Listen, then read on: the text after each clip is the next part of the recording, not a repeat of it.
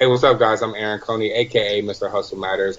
I'm an appearance agent. I'm the founder of Hustle Matters and AC Talent Group, and you're listening to my interview with Elaine Goodman on GoGoodman.com.au. Peace! When you were younger, did you have the attraction to pop culture and superheroes that you did today? Definitely. That was my life when I was younger, and I actually thought it was going to be my life all my life, and it's dialed back some. You know, I'm involved in it. When I was a kid, it was my life. And, I mean, my brother and I would sit down at the kitchen table, draw superheroes. We're watching Ninja Turtles, Power Rangers, Spider-Man, Batman, the animated series. Like, it was everything. And so to be able to do what I do now is pretty cool. So, were you more into reading comics and watching movies and early morning cartoons, or did you like seeing the actual actors that played these characters on shows like The Tonight Show or whatever else was out there at that time? There wasn't a lot of other shows out there at that time. There are a few different talk shows, but were you into the actors themselves as much? Well, at the time, there wasn't a lot of live action. The live action came into play when I was in 8th grade. So up until then, all it was Saturday morning cartoons and comics and things of that nature, video games. And my brother and I were artists. I'm a graphic designer now, but we both started as traditional artists. He carried on. He's an amazing artist. But we used to draw these characters, so reading comics was cool because we'd be reading the stories, but we were really into the illustration, like Jim Lee, who penned this, Alex Ross, things of that nature. So, yeah, it was comics, it was TV shows. Man, Saturday morning was life for anybody. I don't know if it was the same in Australia, but it was life for us, man. Yeah, absolutely. We used to have a show called Cheese TV every weekday morning that'd have like Pokemon and Ninja Turtles and things like that. And then Saturday we'd have a show called Saturday Disney, which we got all the Disney shows like Doug and Masupalami and like Mickey Mouse. And oh my God, there were cartoons everywhere when I was growing up. Those were the days. And that was with growing up without cable television. So my dad got cable when I was about 11 or 12. And I started watching The Tonight Show and Conan and Simpsons every Saturday and Sunday morning for 3 hours. And I got into SpongeBob real big when I was just before becoming a teenager. So, yeah. Do you remember the first convention you went to? Were conventions big back when you were growing up? You know, the funny thing is I'm not sure if they were big when I was growing up. Yeah, I think they were. Now that I'm an appearance agent, I meet agents and I meet actors like guys from Star Trek or John Wesley Shipp and guys that have been doing this for so long. Like agents like, oh, I've been an agent since 84, since 91. I'm like, they've had Comic-Cons for that long? So when I was coming up, it was never something I went to. Funny story, my buddy Joe, shout out to Joe, he lives in Chicago now. When we were both in college, he asked me to go to C2E2, Chicago's Comic-Con. And I didn't even know what a Comic-Con was. And I was like, that's not really my thing. He was like, dude, you love superheroes, like comic books? I'm like, yeah. But like walking around a big convention, I don't know. I'll pass on it. He was like, all right.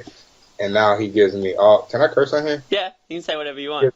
All the shit in the world because this is like what I do and I'm going to these things every month. And he's like, oh, not your thing, huh? So...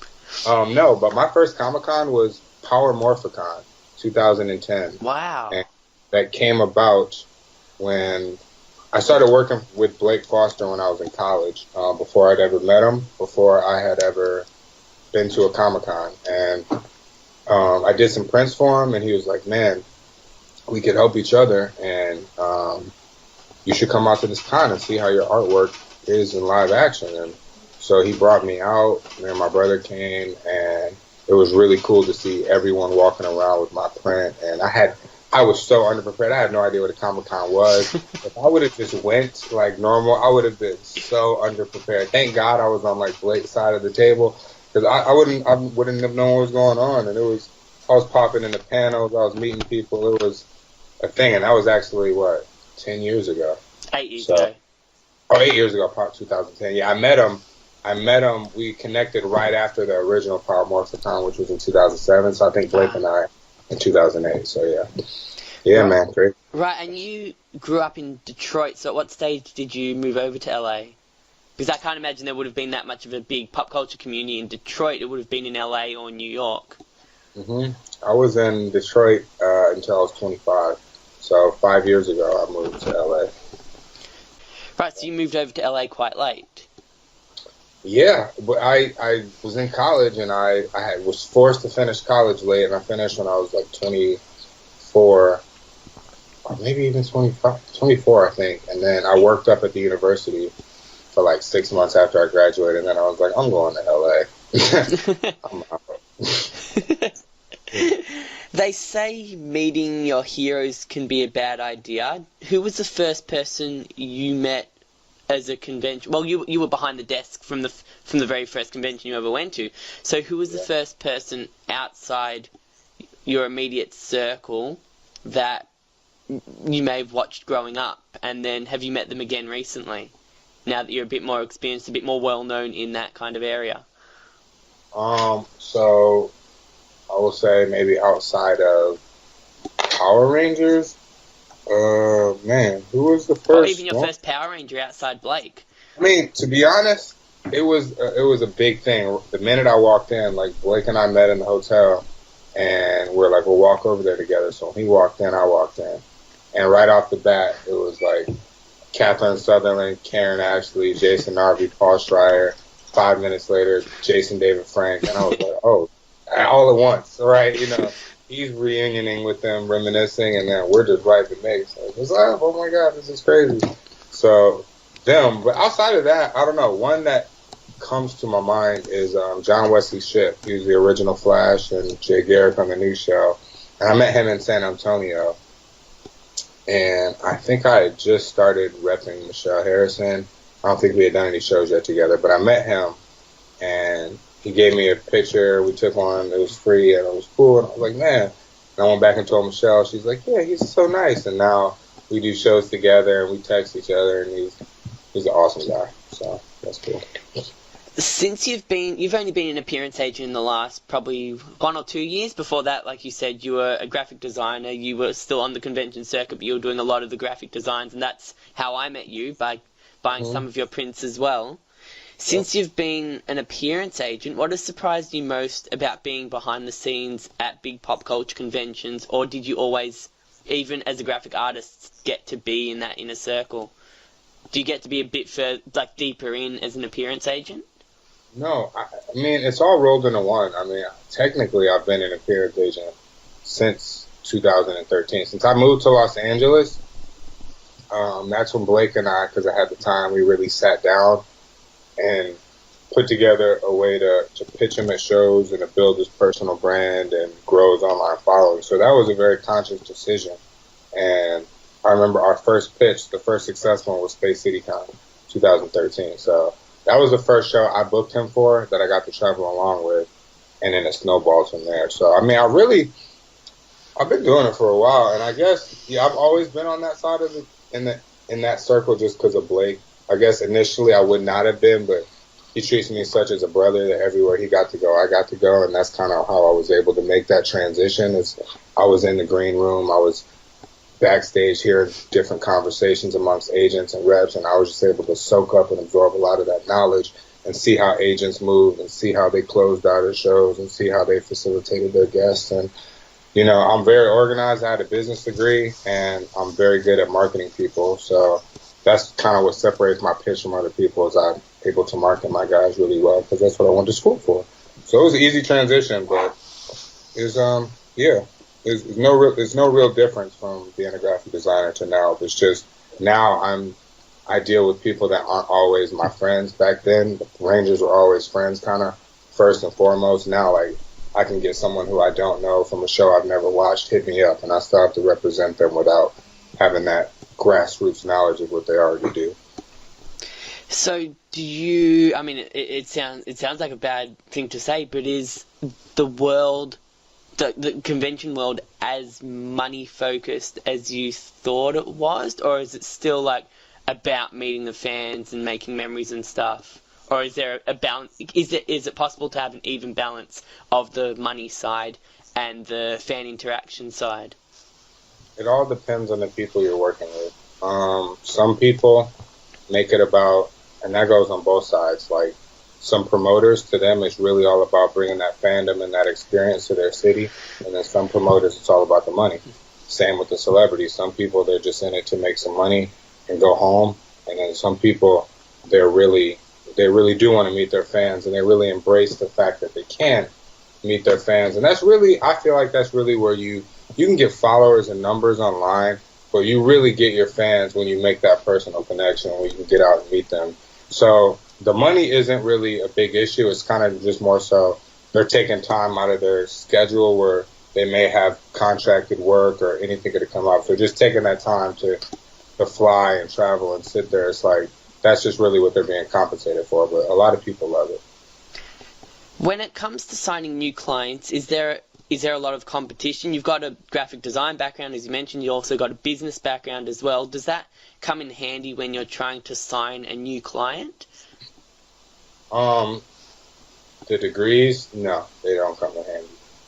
Where they come in handy is if it's shown in the work that you've done already. So, yeah, I don't think anyone knows if I have a degree or where I went to school. They know that shit you put on Instagram looks good. Can you do that for me? I saw you get Blake verified in 50,000. Can you do that for me? Can you? So that's really all it is. Is can we convert on our common goals? And there is so much competition. I mean, competition from the big agencies. I don't want to name people. Fuck it, like Primetime Appearances. That's a big agency. ZSC Entertainment. That's a big agency. I really like what they do, and I watch what they do. And then you have smaller people like myself. Zach McGinnis is more like a one-man army, but he's killing it too. So it's like there's a lot of competition in the agent game, and it extends wider than I even know too. But I really find that I stand out just because, like you said, I bring a different level of marketing to the position, and you're a fan. I'm a fan, but at the same, I'm trustworthy is what I've come to find out. And a lot of other agents aren't. Maybe they're too Hollywood. I'm just a kid from Detroit trying to help everybody do better. So I don't know, they just trust me. But the fan thing, that only goes so far because, like I told you, now it's getting to the point where I haven't seen everything that my clients have done. I'm a fan of The Flash, yeah, so it helps Michelle. I'm a fan of Power Rangers, so I can do that. But, like, some other stuff, like Luke Cage, I didn't finish that, Drake and Josh on the Ultimate Spider-Man. I like Spider-Man, but I didn't watch that show. I just got Kira Costner on the Thundermans. Never seen a minute of that show. Did you ever see Hey Arnold? Surely you saw Hey Arnold. I've seen Hey Arnold. Okay, good. Definitely. I still watch Hey Arnold. I can forgive you about Drake and Josh because you are just a few years older than me, but Hey Arnold you've got to see Hey Arnold. You watch Drake and Josh. I've seen episodes. I'm familiar with it, but I was more of a Kenan and Kel guy, so a little bit earlier. Yeah. Right. So are you, when it comes to trying to land a new client, do you have to do like a PowerPoint presentation, or you just go and have a chat to them? No, I don't. No, definitely not a PowerPoint presentation. I reach out to them, and then typically from there, they, your first pitch is everything, and I've really honed what I say and see what works. And it's funny, even some pitches, a lot of pitches I do on Twitter and Instagram, and they'll see it and not say anything. So I go on my mind, I'm like, I have to rework that pitch. What was not appealing about that? What was maybe too forward? And so I've honed it, but now it's more casual, and it's getting to the point where, like, the people that I represent, if I do well by them, they just Blake. That's Blake Foster. Tell him I've already interviewed him once. Yeah, that's your time. Yeah, if I do well by a client, it's kind of a word of mouth thing, or like I said, a lot of people get wind of the AC Talent Instagram. It looks good, and then they'll reach out to me. So it's, yeah. Well, you've mentioned that you've been, friends with Blake, but the business side with Blake came first. And every time we see Blake in a video online, it's most likely that you're holding the camera. So you guys are inseparable like brothers, like you mentioned. Did you ever struggle to balance friendship and business, or is being a friend a key aspect of the business? for me, being a friend is the key aspect. And that's what makes the business run. And that's for most people. Like, Michelle and I have become, in a sense, like, best friends. We text each other every day. Not all of my clients are like that, but the clients that I have, and the more we work together, the closer we become like friends. And it happens fast. And that's how I like it, because there's just that level of trust and there's that level of respect to where, like, if Blake is doing something that, you know, I don't want him doing at this time, or he's saying, like, yo, I'm like, yo, shut up, dude. Just shut up. He'll listen to me right then and there and ask me why later, just because we're brothers, just because we're friends. And I'll say, like, someone was listening, someone was recording, bro. Just trust me, you know, something like that. So, yeah, I think the friendship is crucial just because it brings that level of trust and openness. Yeah. What about, like, when it comes to the money side? Obviously, you've got to take a commission of all their appearances, and then when you try to put their prices up, maybe your percentage goes up. Is that conversation hard to have with some clients and easy to have with other clients? Not typically. If the prices are going up, everybody wins. So they're not. Do you decide their prices, or is that based on the convention? No. Obviously, you'd have to set a benchmark. Does not decide. The convention doesn't decide, but it's always kind of in consultation with. So we'll say these are what her prices are, but I'll lean towards your expertise in your market. Like, if you come over to Australia, if my client hasn't been there, I'll say, well, what do people typically spend on, or what is, you know, her value? If this guy's signing for this price and he's the headliner, then my guy, you know. So we just balance it out, but obviously there's a worth on the autograph that we can't drop below, and just the time and stuff. So we say, and with my clients, I've had certain clients that have been doing cons, and they come to me and they're like, yo, my price is 50, 20, whatever. Or I have people that say, you know, they come into it. A lot of my clients are relatively new, or they've wanted to do cons, they just haven't got out in the market a lot. So they'll lean towards my expertise and say, well, dude, whatever you think it'll go for, let's start with that and kind of gauge the market. That's how we do it. You've recently signed Drake Bell, which is very cool. I want you to bring him to Australia. You've also got Blake Foster, Paul Schrier, Jason Narvy, Lane Toran, who's Hey Arnold, RJ Cyler, Jason Faunt, Michelle Harrison as clients. What would 10-year-old Aaron be saying if he knew what was coming 20 years later? Apart from these names, you're also hanging out with guys like Stan Lee, Christopher Lloyd, Kevin Sorbo, Michael J. Fox, Lucy Lawless, and William Shatner. I imagine the green rooms can be kind of fun and also intimidating, if you've met most of them as well. Man. I mean, name drop for me, Aaron. Dude, when you say it out loud like that, that's crazy. I've never stopped to think what the 10-year-old me would say. That's really cool. Man. But because you would have seen that second lot of actors, like, and watched a lot of Stan Lee's cartoons and read a lot of his comics as a kid, but seen Michael J. Fox in the movies, seen Hercules, seen Xena, seen Star Trek, seen Christopher Lloyd. Like, is he as crazy in real life? No, he's not. He's actually really calm, really nice guy. Him and Blake worked together, so they got to reminisce. He didn't know who Blake was at first, and then we pulled up a picture of the movie poster, and he was like, what? So that was cool. And it's like, I would have never got to meet him in that manner, you know, if I didn't represent Blake. And, like, I mean, I've had lunch with Jean Grey in London, like, and we sat there and talked about Amsterdam because I was going there, and just some crazy things. Kel Mitchell, I mean, yeah, man, I never really stopped to think about it. It's actually really cool. And for me, I'm usually in work mode, and I'm like, oh, shit, there's so-and-so. I got to talk to him at some point. And I always just try and be organic. But in the conversation, or just flow. It's cool. Man, you made me jealous of myself or something. I don't even know what just happened. Do you get intimidated?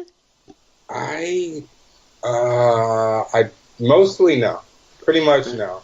I will say I was kind of intimidated by the Stranger Things kids.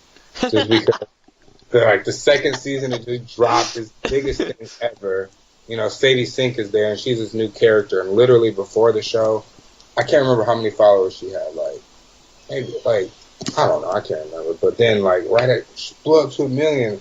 And she was talking to me, and she was like, this is, like, my first con.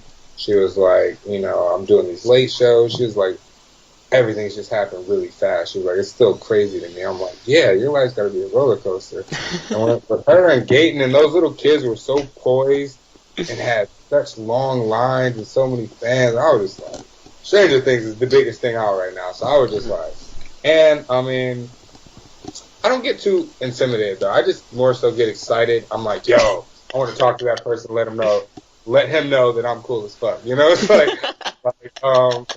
the Punisher. Like I saw him walking around all weekend. He always had security with him, green room. Who was that? John Berthnall. Yeah. The Punisher. So he was always like busy, and I never had an opening to talk to him. And he had like saw me trying to, but he was that busy. And I kid you not, we're like walking out of the show one day, and we're waiting for our car, and he's waiting for his car. And he walks over to me, and he shakes my hand. He's like, I saw you trying to get my attention earlier. He's like, what's your name, dude? And then we just sat there and talked for like 10 minutes, 15 minutes while we were waiting on our cars. And that was really cool. But like, he was one I was kind of intimidated because it was right before The Punisher was about to come out. And I don't know, but I'm more of a seize the moment kind of guy. I'm like, I have no time to be intimidated. Let's make a good first impression, you know, and that's how it leads to relationships. And, you know, I can tell you countless times where I was not nervous, but I just remember going over in my head, going up to someone that's now like a friend of mine that I text, so that's now like a client. It was like, damn, I was just telling them, I remember the first day I saw you, I was like, that's so-and-so from Nickelodeon. I'm going to go introduce myself. And now we're like boys. So for my advice to anybody, get over being a fan, get over being starstruck. Just go be a person and be personable. Does Blake get excited like that still? Blake gets more excited than me. Let me tell you. Blake will be like, dog, that's so-and-so from Sons of Anarchy. Aaron, you got to be an agent right now. Go introduce me. I'll be like, chill. We got all weekend. He's like, no, I need to meet him. Go introduce me. That's how Blake is. Or like, he'll meet a wrestler. He'll be like, Aaron, I have to get a picture with, you know, Sean. Like, tell him, oh, God. So that's Blake. Like, I remember at Rhode Island Con, you referenced Christopher Lloyd. The minute we touched down, he's like, Aaron, get on that. Talk to Steve. Find out where Christopher Lloyd is. I got to meet Chris. Where's his booth? Go find out. I'm like, chill, bro. So, and then we ran into him in the hallway. Coming out of our hotel room, they were across the hall from each other. How cool is that? Like, it was just like fate. Like, we were both coming out of our rooms and turned into each other. What out of that group of people, I've got to ask, have you actually met Michael J. Fox? Is he someone that you can still have a conversation with and can still reminisce? I have never met Michael J. Fox. You haven't met him? I mean, I can have a conversation with anybody. I'm anticipating the day I get to have a conversation with Will Smith. So it's like that. You and me both. Yeah, it's gonna happen. I'm telling you. I'm getting close. I'm getting close. 6 degrees of separation is everything out here in Hollywood. Is it hard to spend enough time with each client? I mean, you've got 8 or 10. How many clients have you got at the moment? Have you got 10? I've got about 20 to 25. 20, 25. So is it hard to spend time with enough time with all of them and get them all going to conventions regularly? Definitely. And I think that's one of my biggest obstacles that I'm facing at this present time is a one-man army. And I'm actually definitely about to get an assistant and someone who can help me because that is the thing. And I can do a lot, but at the same time, you also, when a certain person has traction, you kind of have to run with it. And so, like, if someone has a new show that comes out, well, I got to be on that while it's hot, or a new movie that comes out. Or if Michelle's going back on The Flash, she gets that call, well, I got to hit the cons and let them know. And then others will be like, well, what about me? And it's like, well, you know, they got the steam at this moment. Let me focus on them. But, yeah, I got to. And, like, people tell me, Blake will get jealous. He'll be like, I'm jealous. You and Michelle are going everywhere. I'm feeling left out. And then Michelle will be like, oh, I see you and Jason are going here. I would love to go there. And I'll be like, you know. And then some clients who just, you know, sometimes it's just harder to book certain clients, and then they'll see you traveling with other people, and they'll be like, anything for me? And I'll be, you got to have the bad news that nothing yet. So it's definitely gets hard to manage them all, but you got to do your best. So then what's that point? I mean, is 25 the mark where you need to employ someone else to help you? Or was that back at 15 and you just maybe took a little while to realise that? Definitely took a little while to realize it. Here's the thing. Things were moving slower for me then. And so I was really more focused on the way I was booking these people was through brand building and through how I positioned them on social media. And that took a little time.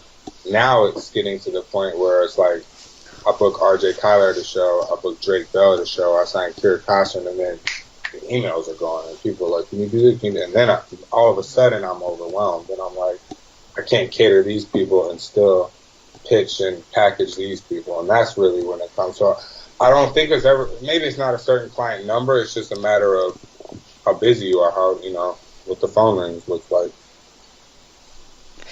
Is there one person that isn't on the convention circuit at the moment that you'd like to introduce to the convention life? And it probably has to be someone you've got, like, so we can't say Will Smith because you got to get to know him first. But someone that's out there that doesn't quite want to be on the convention circuit or hasn't discovered the convention circuit yet. I feel like, yes. Well, it was RJ for the longest time. And I finally, in this room, guys, right here in this junky bed, RJ comes over here every day. And I was like, dude, I know we've talked about this, but you should really do Power Morphin-Time. I'm like, the fans will love to see you. You don't have to get on a plane, bro. It's right in our backyard. You only got to do a day. You know what I mean? You should just try it. And he's really doing it off the strength of my words. And I told him it was my first show. And and so I'm excited for that. And the fans responded to it really well. And then I actually booked him at a couple other shows on your side of the pond. I can't say which ones yet, but I can't say which ones yet. Did you get a reply from an Australian convention? I can't say which ones yet. If you did, I'm glad you finally got a reply. So I'm excited. Will you come to Australia as well? Of course. If your client comes out? I go everywhere. There's another show that I can't announce, but we're doing a big Power Rangers event over there, and I'm bringing like 15 Power Rangers to... In Australia? Not Australia. That one's over in England, but I can't say where yet. But, yeah, so I'm going to be over there a lot. Drake Bell just did, right before I signed Drake Bell, he did Australia. He did both the Supernova shows in Australia. Did he? Yeah. Why does that ring a... He was over there for 12 days. Okay, that vaguely rings a bell. Do you know what cities he did? I do not. No. It was like one of my first conversations. I'm like, have you ever done a Comic-Con? And he's like, well, I'm literally about to leave to go do 2 in Australia. He was like, I can't remember which ones. I was like, Supernova? He's like, that's it. He might have done Sydney and Perth. Yeah, I want to say Perth, so I feel like so it'd be Sydney because they usually do the 2 on opposite sides of the country. Pretty sure he didn't do Melbourne, otherwise I probably would have gone. Yes. Hopefully we bring him back, or that can open up the relationship for me to bring someone else, because that's one place I want to go that I haven't been. Oh man. Come to Melbourne. Like, forget Sydney. I'll come wherever in Australia, man. Whoever says yes first, I'm there. A big part, and this is a really interesting question. I'll tell you this, I asked this question to a guy called Jonathan Moffat, who I interviewed a few weeks ago, and he was Michael Jackson's drummer for 30 years, and he worked with a lot of other artists, but he worked with Michael Jackson for 30 years, and he had a really interesting answer to this. A big part of my demographic comes from the pop culture crowd and that feeling of nostalgia. And when Adam West passed away mid last year, I was thinking about how I would define the term pop culture, and I came up with the conclusion that it has to do with longevity. I mean, my thought process was that the original Batman and Robin series was out in the 60s. I grew up with it when I was younger, and it's still on TV today. It's the same with the Beatles as well. how would you define pop culture, and who's the face of your definition?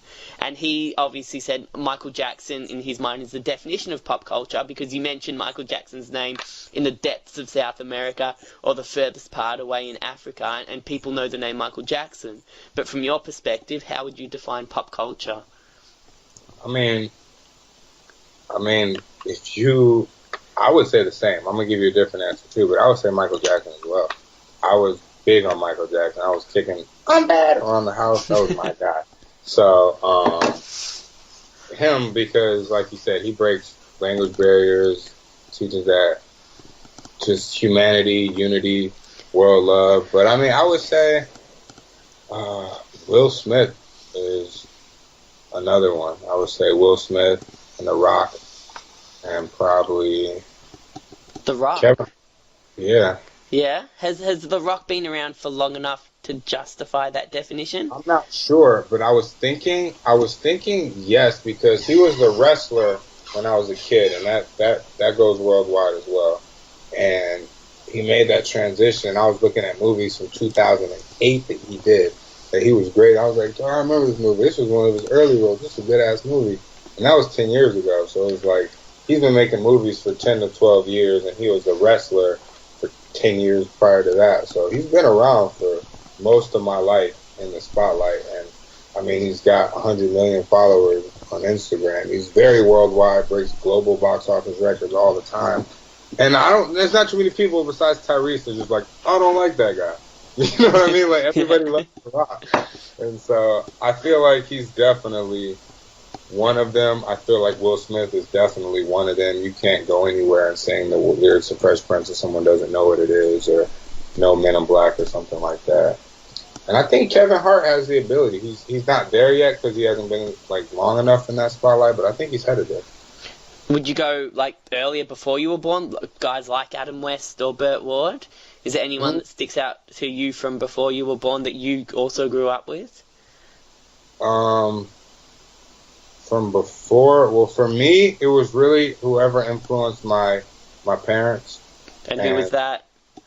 My parents, we're from Detroit, Motown, so a lot of singers. My dad's a singer, so guys like the Temptations, and I hear about how they traveled around and how they were like, their fans were segregated and then integrated and things of that nature. Like, anytime you got white people, like, we like your music, but we won't dance with them, like, you're on to something, you know what I mean? They're still selling out shows, so I mean, I feel like they had that. Christopher Reeves, my dad talked about Superman all the time, and I love the Superman movies, and I was getting so mad as a kid, wondering why it was taking so long to get another one. I'm like, you have the technology, you've done Batman, you've done Spider-Man, where the hell is, like, you know, Superman? And finally they did Superman Returns. So, yeah, he's one.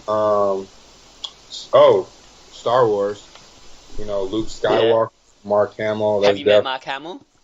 I have not met Mark Hamill. I don't think I've met anybody from Star Wars except Ray Park, Daniel Logan, and John Morton, and like Dickie Beer and them. But that's about it. Man. It's a great life you live, Aaron. I'm gonna swap the next couple of questions around because it makes more sense to put this one in. You're a Power Rangers fan before anything, as you've mentioned, and Power Rangers is the biggest franchise that you're a part of, so let's go with that. And Power Morphicon, I think, is coming up next weekend. Yep. Can you tell me about being deep inside a franchise that gets its own convention every second year and being mates with a lot of the actors?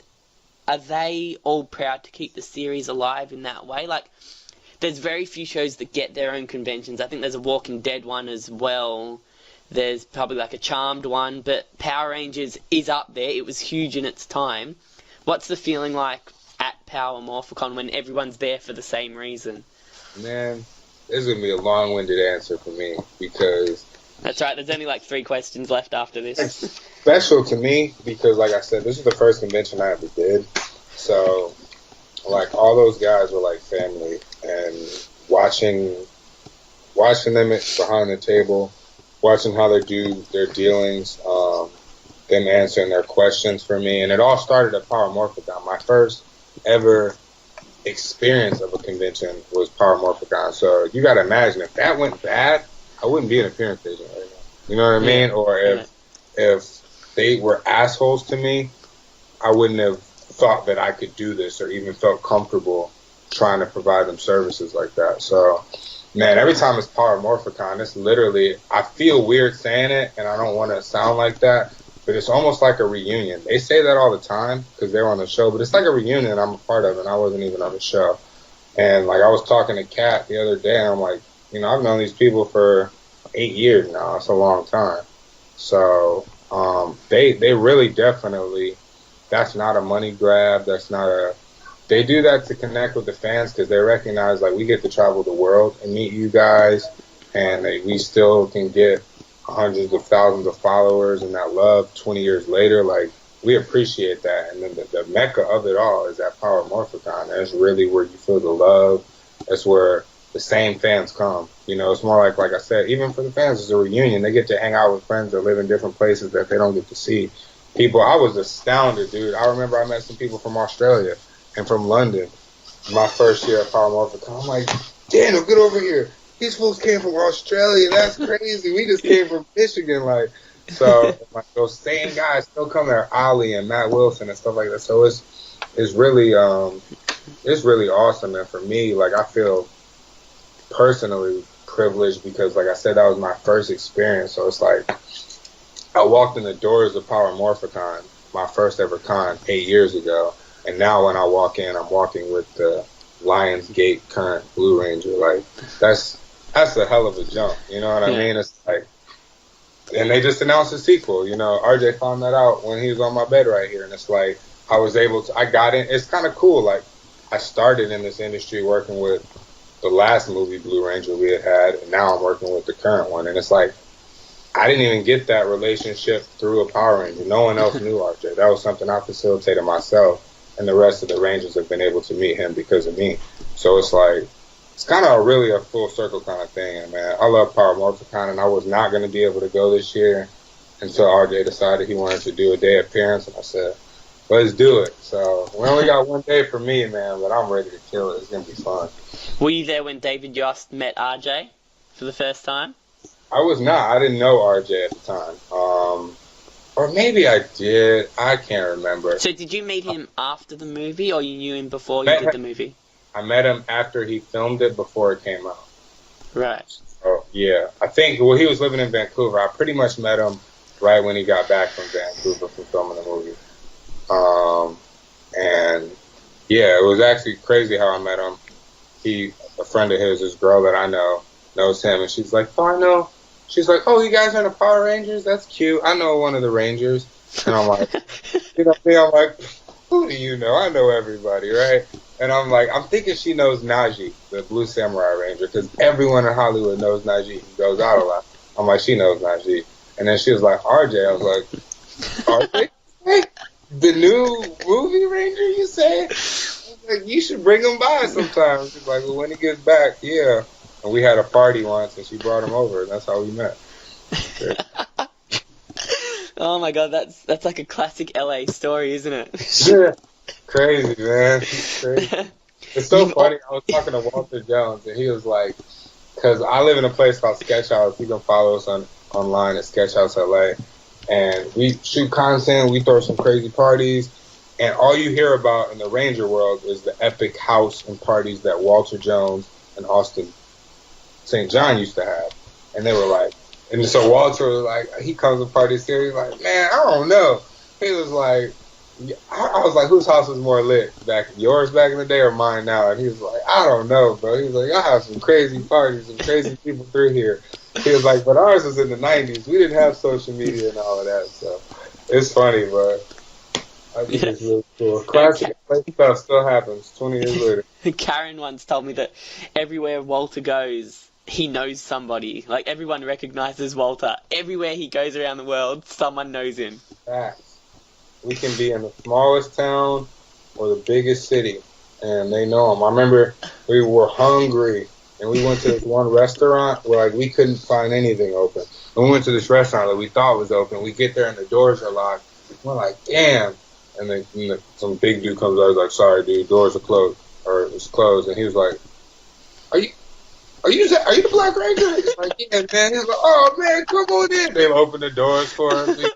I'm like, yeah, of course, dude, of course. So, you've also got a YouTube channel which is also linked to, of all things, a clothing brand that you manage as well, and you do all the graphic designs for your clients, prints that they sell. Can you tell me about your keys to time management, and how does a clothing brand fit into this artistic pop culture convention hopping life you're building?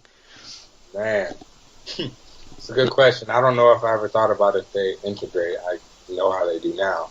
When I started, well, that's why I'm the interviewer here, Aaron. That's true. But time management, man. Time management is everything, and to be honest, I'm not even sure I'm the best at it. I really could use a lot of improvement in that.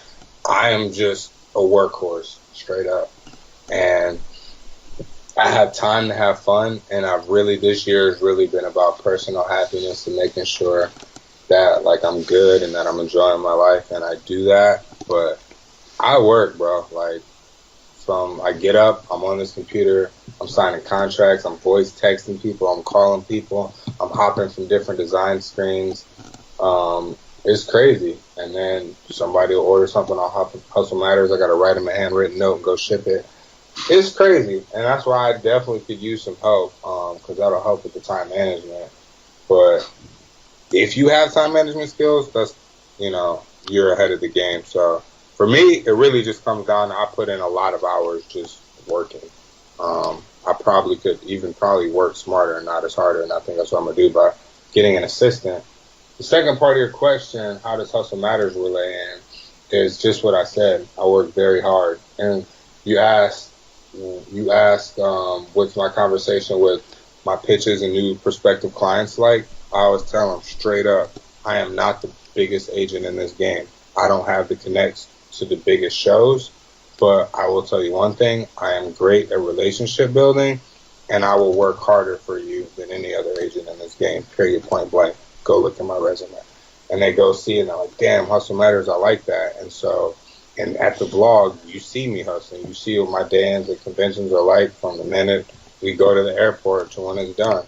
And that's why I did the thing. And the clothes was something I probably jumped the gun on. It was just like I was saying Hustle Matters so much that people were like, that's dope, you should coin that, that's dope.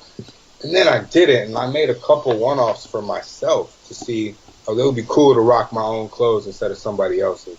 And when I did that, everybody was in my DMs like, where can I get one? Where can I get one? Where can I get one? So I launched the web store, and then I was like, man. And before I know it, I'm like on the phone with wholesalers, and I'm like, I'm in this apparel industry, and I don't even know how I got here. And I hate this. Like I got too much shit to do. I hate this. And so people are asking like where Hustle Matters is. It's just I'm focused on my main hustle, which is AC Talent Group, and Hustle Matters is my side hustle.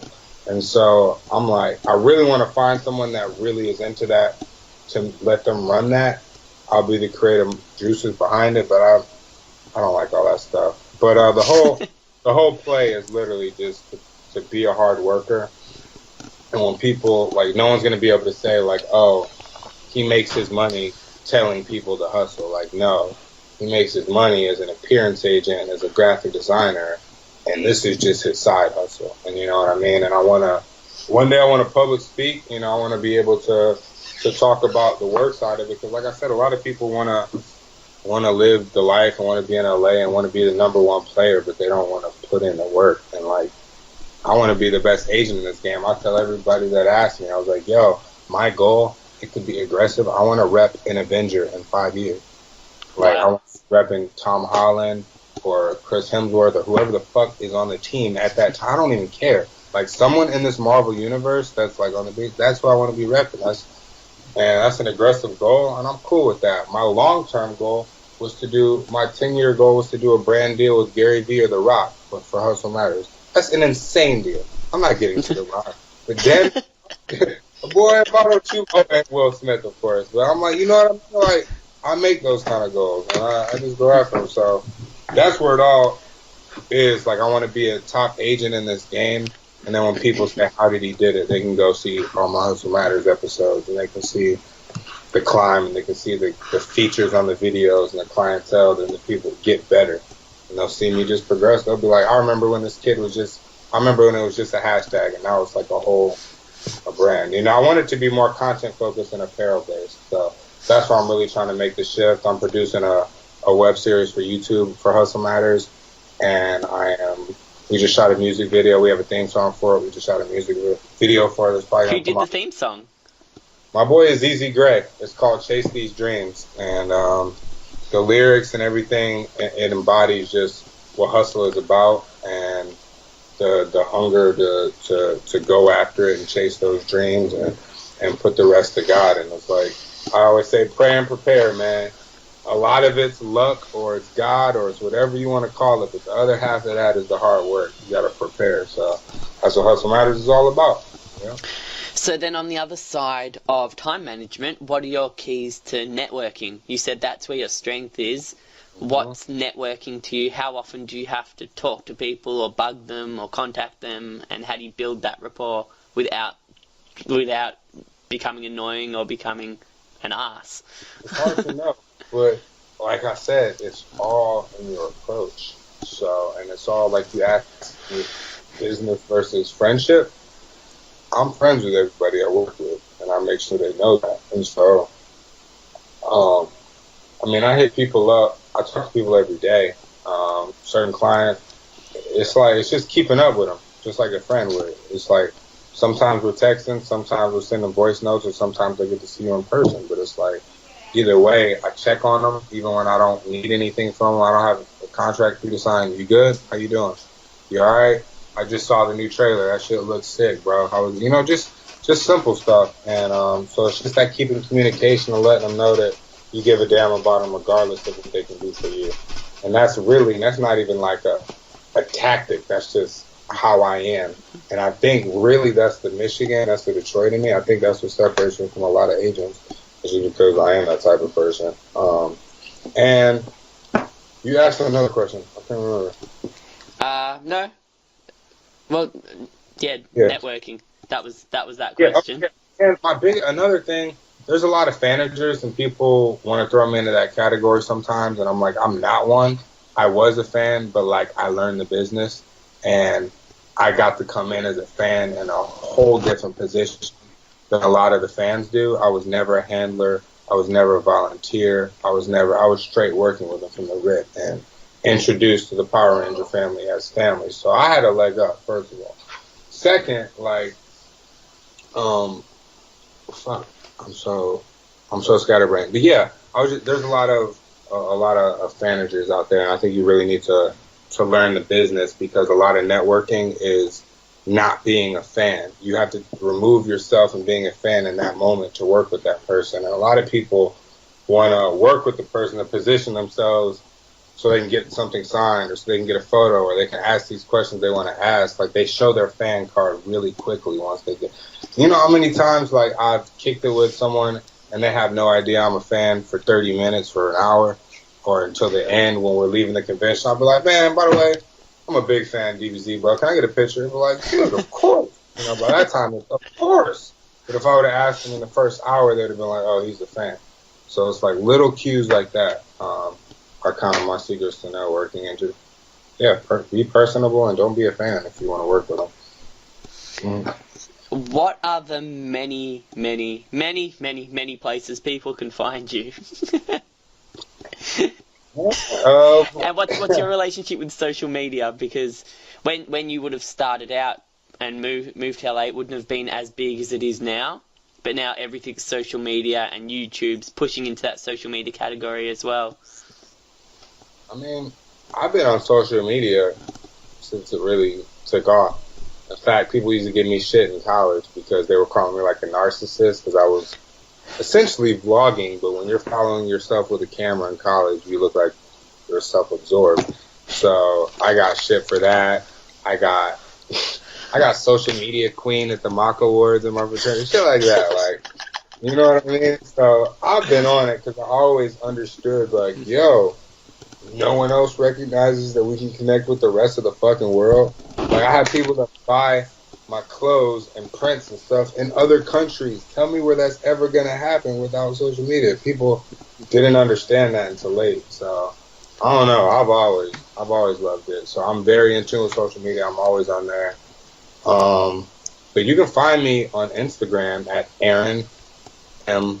Coney, and Coney, and at Aaron Coney pretty much everywhere else, and then at AC Talent Group everywhere, and as well at Hustle Matters everywhere. So we all have our own. Aaron's got a personal brand. AC Talent Group has a brand. Hustle Matters has its own brand. How do you get the balance right between the online world of social media, the crazy world of conventions, and then time for yourself? Time to sit down and watch a movie, or time to just literally exposing me right now. The thing have a glass of water. LA, I don't. I do it all. I do. You can ask any girlfriend I've had, any girl I'm talking to. I'm a workhorse, and the second I tell them I'm done working, I get in my bed and I get on the social media and do the work I got to do there, liking people's stuff and posting and hashtagging. You make me realize, like, I need to stop. Like, it's bad. The time management thing, I don't know. I just put a lot of hours into it, and I'm always people watching, and I'm seeing what trends and what people like on social media, so I can tell my clients to get into that ecosystem. Because a lot of them, here's the thing, a lot of them really want my help with social media too, and a lot of them want my help, but they don't necessarily want to do the work. And so they don't want to learn. They don't want to learn it. They want you to do it. Someone that knows it. And so what's cool is a lot of my clients trust me. And so I literally have clients, and I hope it doesn't burst anyone's bubbles, but I have clients where I'm like, post this, and I'll send them the caption, I'll send them the photo, I'll get five the post, and I'll do that until they get it, now they're like, oh, I don't need a caption, I got it, just send me the flyer, I got it. They know what to say. They put it in their own words, or they're just like, they'll ask me, hey, we got a flyer for this, or hey, we got something I can throw in the story. It's like once you work with them and walk their hand through it, they get good at it. So yeah, it's important, but yeah, it's what I do. And finally, we've already touched on this. It says, when are you coming to Australia? But do you think you'll get to Australia within the next 2 or 3 years? Is that the aim, or is it like within the next 365 days? Or can you mention like your timeline? The aim? Yeah. When do you want to get to Australia? Honestly, I'll be honest. I have not signed anything to come to Australia. Now, is the conversation open? I don't want to jinx it or anything, but yeah, the aim is always to get. I kid you not, that's how I plan my thing. There's no, I want to get to England or I want to get to Australia in the next 5 years. Every year is I want to get to Australia this year, and if it doesn't happen, that's still on the goal list for this next year. So and then my goal is when I go to Australia, we got to get back to Australia next year. You know what I mean? It's like, so I'm coming, bro. I don't know if I'm coming via Drake Bell, Michelle Harrison, Blake Foster. I don't know. I want to bring, man, I have so many great guests that have fans out there, and that's the crazy thing. But a lot of people do. And this industry is so relationship-based, and there's promoters that only work with certain agents. And I'm not even speaking on Supernova or any kind there. I'm just speaking in general. They only work with certain agents. Like, I have been waiting. I just signed contracts for this one show. It's a big show. I've been trying to get in that show for 3 years, and I had no way into it this year. Literally, a cosplay friend of mine was like, are you coming here? And I was like, I wish. I don't know anybody at that show. She's like, the director's my best friend. Hold on. Group texted us, and now I have like 3 people coming to that show, just like that. And it's like literally straight up a who you know situation. You know what I mean? I've been trying to get in the show for 3 years. The guy's never even heard of me. It's like, so, hopefully Australia cracks soon, but I feel like it has to. Drake just came there, and now he's my new client. So there's the contact. You can connect the dots, Wayne. I'm trying to find contacts as well. The Australian cons are very hard just because it's so far away, and there's so many niches that are out there. You got to make sure like you fit into that niche somehow, and that's kind of the annoying thing about the Australian conventions as well, is that they only go for the niches. They don't take a lot of risks, and that's what I'm looking for at these conventions. That's why I love meeting Yvette Nicole Brown. who worked with Drake Bell and Drake and Josh, and she was on Community. But she was great to meet. Melissa Joan Hart came to Comic-Con in Adelaide. I went to go and meet her. She was brilliant. Yeah, but it's just getting outside that box. Like, I'm starting to meet more sitcom stars, which I'm looking for. So, yeah. That's awesome. Aaron, thank you for doing the interview. It's an absolute pleasure. It's been a long time coming. We've known each other for quite a while. Hopefully we get to meet face-to-face sooner rather than later. Yeah. Hopefully. I appreciate you asking me to do it, man. I was honored. It was fun. You're a great interview. Made me think about some stuff I haven't even stopped to take the time to think about, so that was really cool.